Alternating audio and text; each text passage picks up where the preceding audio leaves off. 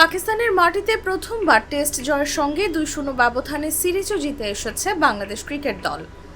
ইতিহাস গড়ে এই দলকে সংবর্ধনা দিলেন অন্তর্বর্তীকালীন সরকারের প্রধান উপদেষ্টা ডক্টর মোহাম্মদ ইউনূস।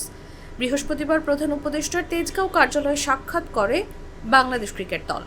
এ সময় উপস্থিত ছিলেন বিসিবির সভাপতি ফারুক আহমেদ, পরিচালক নাজমুল আবেদিন ফাহিম, প্রধান নির্বাহী নিজামুদ্দিন চৌধুরী সুজন, বাংলাদেশ দলের ম্যানেজার রাবিদ ইমাম এবং যুব ও ক্রীড়া উপদেষ্টা আসিফ মাহমুদ।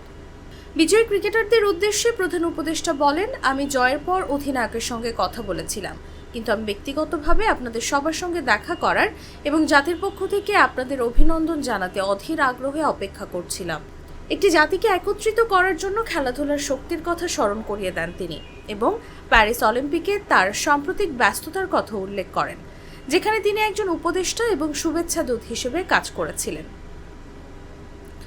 জাতীয় দলের অধিনায়ক নাজমুল হোসেন শান্ত ডক্টর ইউনূসকে ধন্যবাদ জানিয়ে বলেন, এখানে আসতে পেরে খেলোয়াড়রা সবাই খুশি, এটা আমাদের অনেক প্রেরণা যোগাবে। শিয়া বাটার ও ভিটামিন ই সমৃদ্ধ lily glam beauty soap. Lily, always beautiful.